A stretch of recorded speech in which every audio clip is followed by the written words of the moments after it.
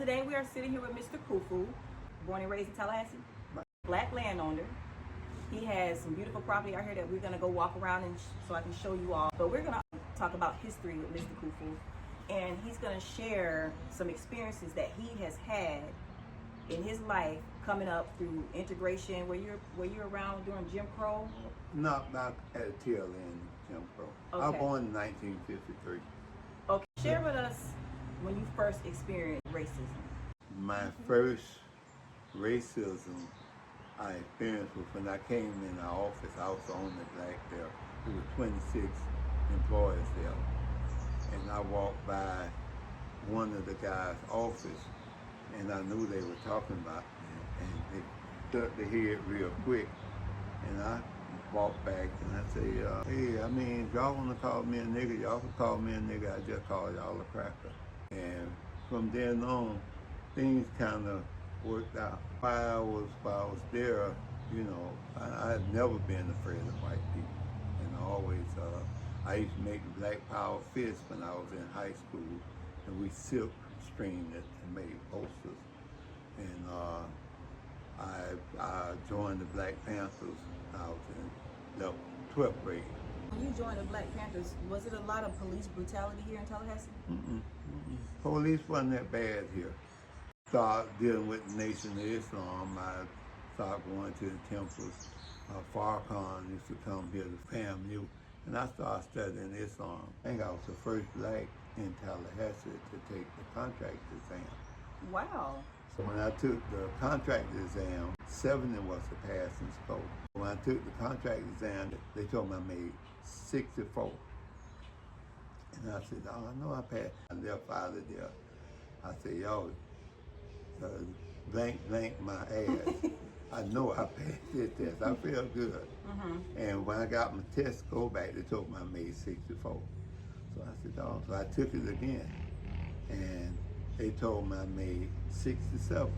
Do you think it was because you was black? That was because I was black. That's on then. So I took it again. And I knew the first time I took it, it was 53 questions. I knew I had 50 of them right. And the other half was essay. So when I took it the third time, they told me I made 69. And 70 was the passing score. So I called Gainesville. I said, man, I know I passed the exam. He said, you might have did pass it, but I ain't gonna change the score. So I went to the state, and I told the state about what happened. And my supervisor at the time, he told some of the guys there, that's how they are. When you don't give them something, they go to bitching. And what did they want? the state sent my exam back, and when I reviewed my exam, I found 15 multiple choice questions marked wrong that were right. And so you had to send a picture in when you took the exam, so you knew I was black. So when I called the state, they sent my exam back. I told the state what they had marked wrong, and the black state reviewed it. So they called a special session out at Leon County building office. And the state said, you, Mr. Washington? I said, they knew I was on the black team. I said, yes, sir.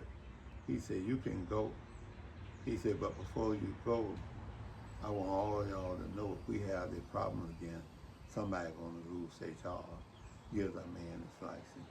That's how I got my license. You had to fight for it. I had to fight for it. This white guy, he always wanted to go for bad. He was in Owner Reserve. He said, nigga, you think you bad, don't you? I said, no, I don't think I'm bad. Just casual, you know, just smiling. And I ain't never worried about nobody. I could fight. And he said, I ought to slap you. And everybody was around there and around the drafting table. So I said, well, you think you're man enough, go ahead. And I'm standing in front of him, about like we are here. And he looked around, but he had committed himself. And he, my mama always told us, somebody put the hand in your face, you break it off. Before I knew it, I had hit him in the throat like this and grabbed him by the balls. And I went up with him And I ran him into the wall, and I body slammed, and I stumped him in the face. I said, "Crack, if you ever put your hand in my face, I kill you." What do you think gave him? Why did he think that he can?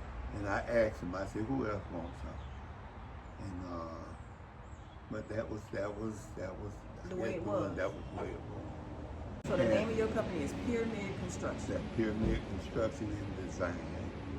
I started studying in the Egyptian civilization. I started buying books, and I started reading more about Khufu, and I brought this book called Egyptian Magic, and the spiritual side of me started evolving, and I started learning about rituals and a lot of the African things, African culture, and I was still stuck between Islam, because Allah was who they called God, and I said no. I said then I had this book, and it was called The Children of the Sun. It was by Ethiopia, and the book say Christianity nor Islam was indigenous to Africans, and it kind of broke me away from Islam. I felt empty. I felt like I always believed in God, and that spiritual side of me was kind of confusing. As I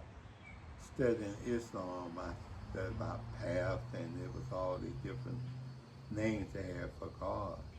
And then when I started learning about Ra, the sun, I really started studying more and seeing more of the universe, how the universe played into African spirituality. This place was an old slave quarter, and a gentleman by the name of Lafayette owned this place. He owned slaves here, and they named Lake Lafayette after him, and Lafayette Road, if you know, Lindy's Fried Chicken on the same road. They named that after him. But he decided to go back to France. And this was the old Bel Air Road coming through here. He went back to France, and he gave his slaves his property, and he gave them their freedom. And he told them not to sell it to a white man. So were their last names Lafayette? No, they named were Mordecai. They had French names. Okay. But they named were Mordecai. And so I don't know if I knew Mordecai because I went to school with him. All this was, they had trailer park all down in here. Can we walk it? Yeah, I came in, I put this road in. This road, it was a dirt road. I came in, and it kind of slanted into Adams Street. What I'm doing now, I'm making a farm out here. I'm Gullah Geechee, so we do a lot of agriculture. I'm making chicken coop here. Our construction, we're gonna have a place for kids to learn construction right there. Slave quarters used to be out here. Yeah. It was a church there, but it was outhouses on the other side, but I tore them down. I wish I would have left them here for historical purposes. This area right here, you see how this rides up higher than this. It was an old state theater. They tore it down, and they dumped all the rubber here. This is why this set up higher than the rest of it. So I'm gonna have about, what my thing is now, to supply food for the black community. So I'm gonna put sheep and goats in here. I brought this land here from a black man in Sanford, Florida. How I got this land right here, it was a white man. My dad did a lot of brick work for him. And he called me one time. This is car wash right down the street here. And they were gonna shut him down. And he called me and asked me, could I help him do some engineering work to keep them from shutting down. So I knew the guy from the city, so I called the city and asked them could they meet me out here. But long and short, I got it where I got my men to do the work. I ain't even charging for it. They did the work, and they let them keep going. It was so much younger here that I literally had to just halfway crawl down here from the road to look at the property. And I said, oh boy, this is natural lake here. They got some goats over here. Okay. So altogether, how many acres is the whole land? It's 10 acres. 10 acres. And your plan is to, I'm gonna build a pyramid right here. I'm gonna okay. build a pyramid for infrastructure for the black community. I don't know where. Bo! He's somewhere around here. And I just put them in because they kept breaking out. Mm-hmm. And I don't know where the big goat is. He out somewhere. So why do you have, what's significant about having the farm animals here? Well, people got to eat, and you got a lot of farm. We got a lot of Caribbeans. We got foreigners. They love goat, and I'm raising them too. I'm raising them for food, and I'm raising them to sell. Food and shelter is all you need. If I had this land here, I cut down these trees. I needed somewhere to stay. I build me a hut. I build somewhere to stay. But you got to have land. If you ain't got land, you know, you really don't have anything. That's the wealth. Having land is wealth. And that was something my parents always strived to us to have land. So I had goats and they love this vegetation here. I could get a lot of animals and don't have to worry about feeding because, they eat this vegetation. If I want to give them feed, I could give them, it's this thing called sweet feed. Mm-hmm. I give them that. Okay. And that put the fat in the meat. They don't be as tough. We have bonfires down here too, so we've been in a drought. You're talking about racism. The city tried to make this a closed body. What they wanted to make it, they wanted to make because we were having trouble with flooding. So they wanted to make this a closed basin. So it's a head wall over there. And so they fined me $250 a day. But they say I fill this in, but they know I ain't fill it in. Because they wanted to justify flooding this area. So houses, you see all them houses over there, it rained so bad that Mm-hmm.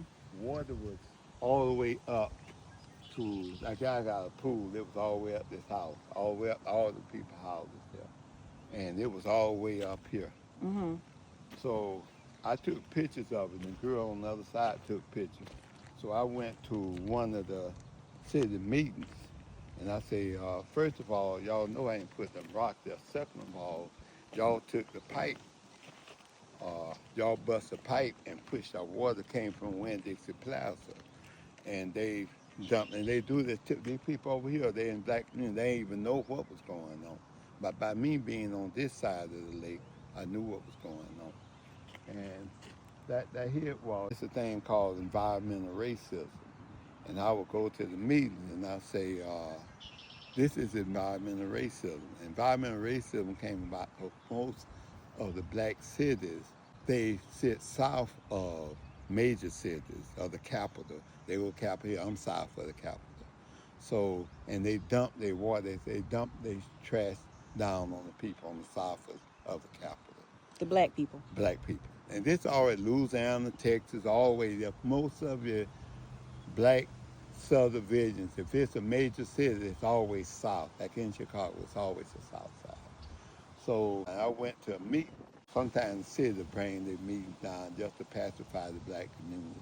They'll bring their meetings down in black neighborhoods, the black infrastructure. And I came to one and I spoke about it. Then the next time when they flooded, I sent pictures to the city management and said, y'all flooding us.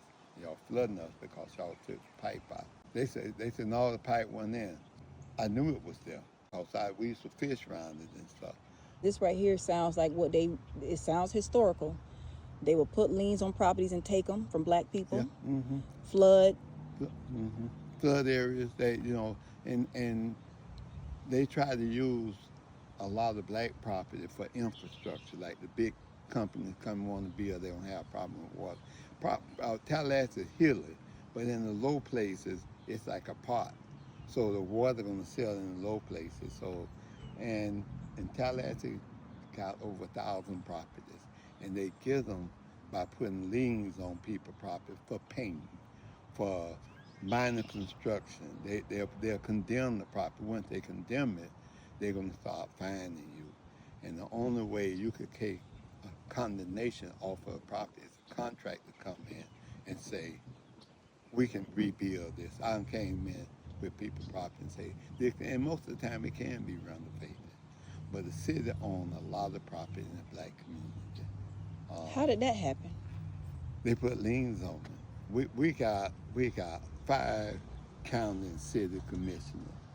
They get mad with me because I speak out because they ain't doing nothing. They ain't doing nothing. All of them are brought out by white developers. And blacks used to own a lot of land.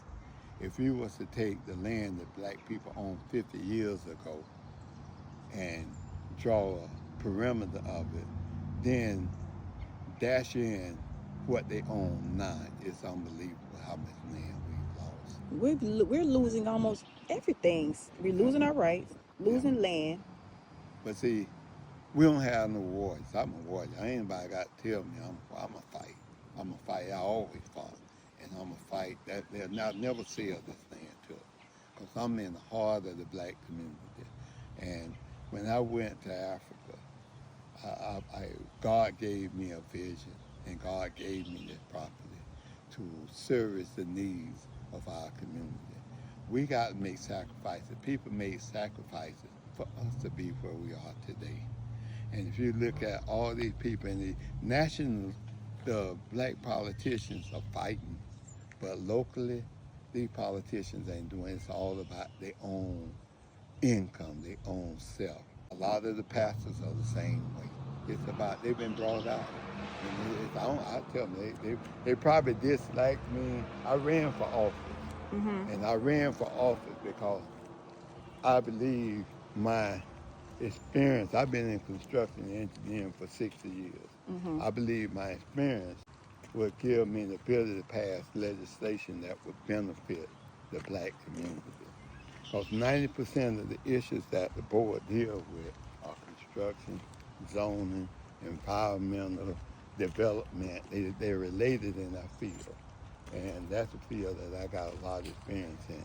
Most of your commissioners don't have eminent domain. They don't know nothing about it. I never heard of it until 2 years ago, and Yeah. I'm 43. Yeah, eminent domain. But see, by me, when FAMU bought my place, it's a thing called inverse condemnation, and it go along with eminent domain. What does it mean? That means you put a cloud on somebody because FAMU had said they want to take the area where I was at. So I had commercial property. So I couldn't get a long-term lease because they didn't know when they were going to come and take the property. So I went to the state meeting. Governor Child was a governor then. And I told them, about the inverse condemnation. And I told them that I don't mind them taking my property, but I don't want to have to hold on to it until they decide they want to take it.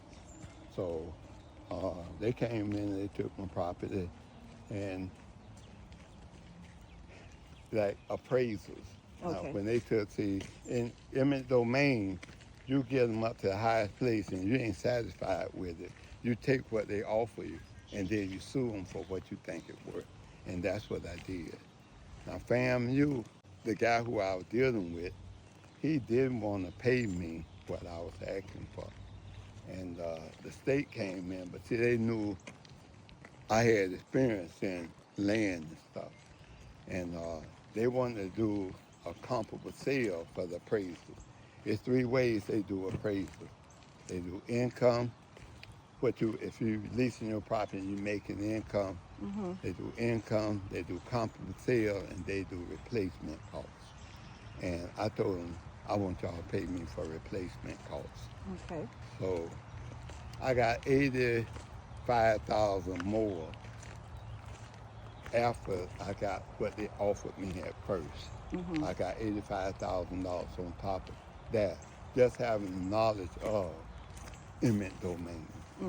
And see, what I want to do here is be able to have meetings and have people come in and educate them on land, on appraisals,